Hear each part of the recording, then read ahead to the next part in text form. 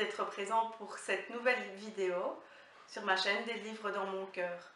Je vous rappelle que vous pouvez vous abonner à ma chaîne en cliquant sur le petit rectangle rouge en haut à droite de votre écran. Alors aussi, si vous aimez mes vidéos, n'hésitez pas à mettre un petit pouce pour dire que vous l'avez apprécié, parce que voilà, c'est important pour moi de savoir les vidéos que vous aimez et pouvoir vous proposer des choses qui vous plaisent. Alors aujourd'hui, j'ai le plaisir de vous présenter Melissa d'Acosta avec Les douleurs fantômes, paru le 2 mars 2022. Alors Melissa d'Acosta, je veux dire, on pourrait quasiment dire que tout le monde a lu Tout le bleu du ciel. Alors moi, c'est pas mon cas. Et je sais que parmi vous, il y en a qui n'ont pas envie de lire ce que tout le monde lit, qui n'ont pas envie un petit peu de faire le mouton. Et donc, voilà, c'est pas du tout dans un instinct grégaire que j'ai choisi ce livre, mais parce que l'année dernière, en fait, j'ai découvert il y a à peu près un an Melissa d'Acosta en lisant Je revenais des autres. Et ce livre a été un très gros coup de cœur pour moi. J'ai trouvé que la plume était sensible sans être mièvre. J'ai trouvé qu'il y avait de très beaux personnages. Et quand j'ai su que Les douleurs fantômes, c'était la suite de Je revenais des autres, j'ai pas hésité un instant. Et donc le jour de sa sortie, le 2 mars, je suis allée me procurer ce roman. Alors, ma petite difficulté, c'était que Je revenais des autres, je l'ai lu il y a un an quasiment, et que ce livre, je l'ai prêté, donc je ne savais plus le relire pour enchaîner avec ce nouveau roman.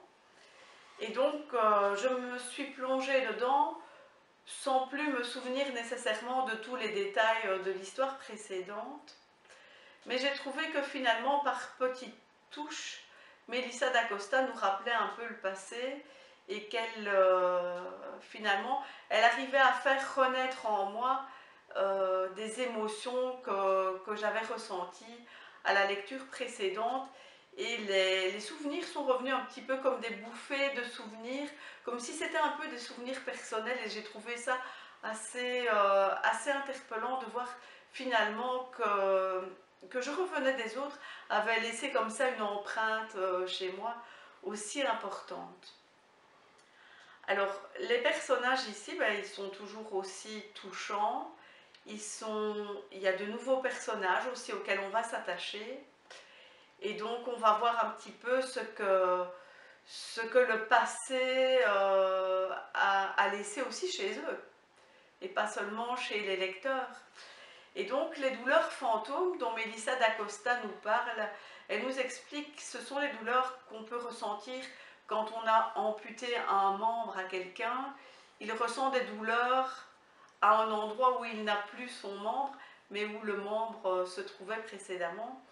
Et donc c'est un petit peu de ça qu'elle parle dans cette histoire. C'est des douleurs qu'on a ressenties précédemment, et malgré la résilience, malgré qu'on ait surmonté certaines douleurs de son passé, eh bien on se rend compte que ces douleurs, elles sont peut-être pas aussi effacées qu'on ne pourrait le penser, et qu'on n'a pas nécessairement surmonté. Ce sont des douleurs qui sont toujours présentes quelque part, et qu'un petit souvenir suffit à faire raviver.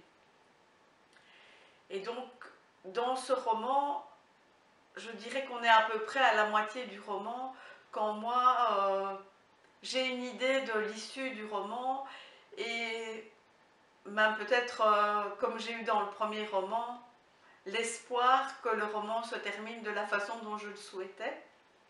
Ça n'a pas été le cas dans le premier roman, mais dans celui-ci, c'était le cas. Alors, vous allez dire, ah ben oui, mais voilà, ça sert à quoi de le lire puisqu'on connaît la fin? Je vais vous répondre, pourquoi vivez-vous alors que vous connaissez la fin? L'important, ce n'est pas la fin, c'est le chemin pour y parvenir.